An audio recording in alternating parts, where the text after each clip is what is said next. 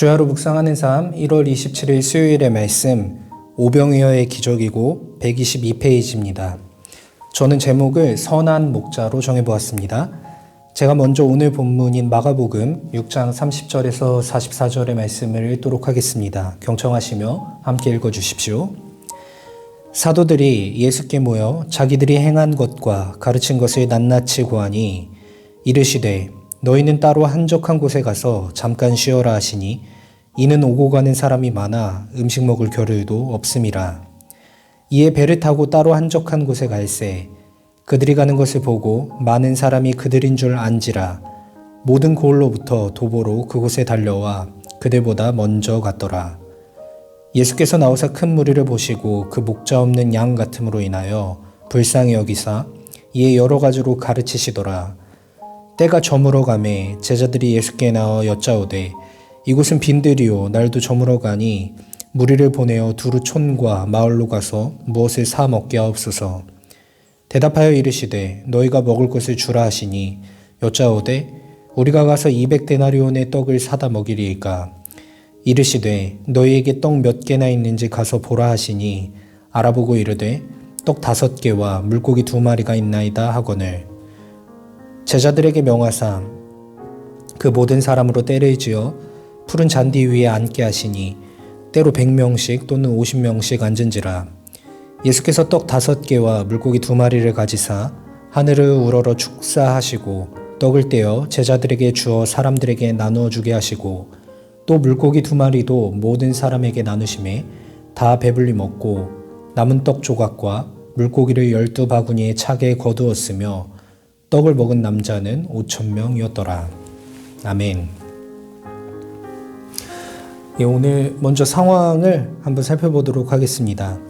어저께는 헤롯 왕궁에서 있었던 일이었습니다. 헤롯 왕궁에서 세례 요한이 어떤 과정을 통하여서 죽게 되었는지를 우리가 살펴보았는데 오늘의 사건은 다시 예수님께로 초점이 돌아와서 엊그저께 예수님께서 제자들을 둘씩 쫙 찌어서 파송하셨었는데 파송되었던 제자들이 다시 돌아와서 예수님과 마주하면서부터 오늘 상황은 시작이 됩니다.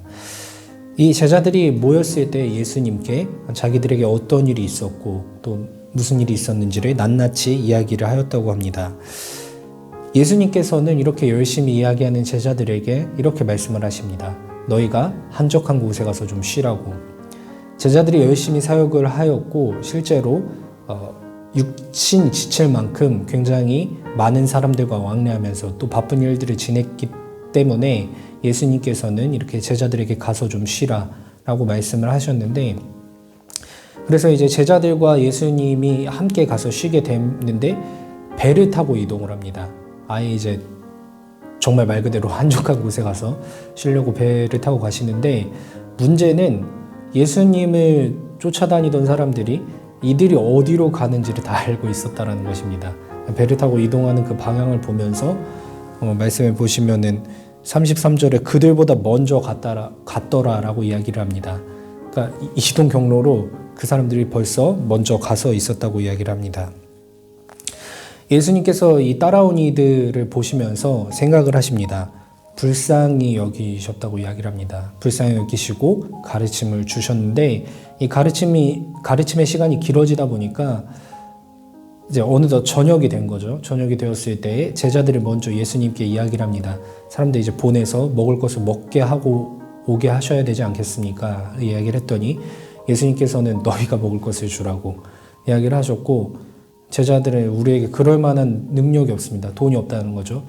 돈이 없으니까 그럴 수가 없습니다라고 이야기를 했을 때 예수님께서 어떤 것이 있느냐, 지금 갖고 있는 먹을 만한 것이 어떤 것이 있느냐 물어보시고 제자들은 이제 떡 5개와 물고기 2마리가 있다고 이야기를 했을 때 예수님께서 갖고 오라고 이야기를 하시고 축사하시고 그것을 떼어서 나눠 줬더니 많은 사람들이 먹고 12바구니에 차게 남게 거두었다라고 이야기를 하면서 오늘 본문이 마무리되는 것을 볼 수 있었습니다.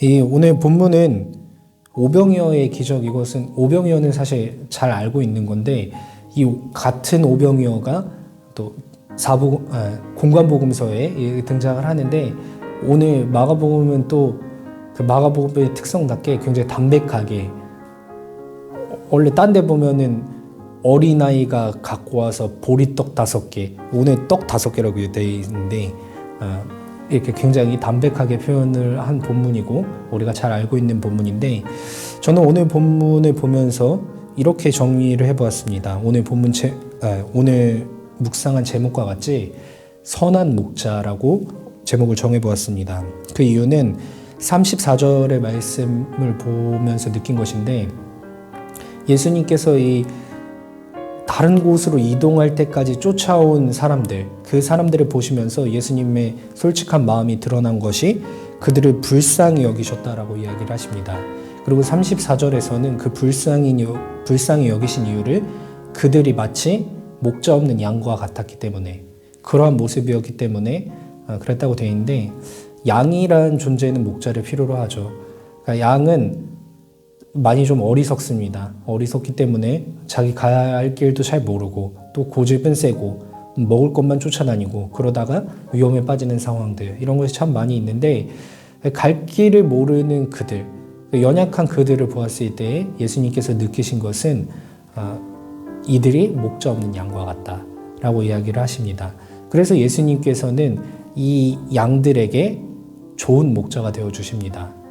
좋은 목자란 무엇이냐? 2가지로 생각을 해볼 수 있을 것 같습니다. 첫 번째는 이들을 보시면서 34절에 먼저 여러 가지로 가르치셨다고 되어 있습니다. 그러니까 이들에게 필요한 것은 영적인 진리가 필요했다는 것이죠. 단순히 먹고 사는 문제, 이런 것을 떠나서 이들이 옳은 방향으로 갈 수 있게끔 진리를 가르치는 것, 영적인 양식이 필요하다는 것을 예수님께서 알고 계셨고, 그 영적인 양식을 채워주셨다는 것이고, 2번째로는 육체의 양식입니다.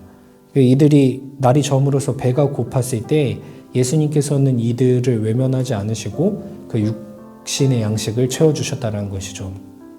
결국에 인간 안에 있는 영적인 필요성, 또 육적인 필요성, 이 모든 것을 채워주셨다는 것을 보면서 예수님께서 좋은 목자가 되어주셨다.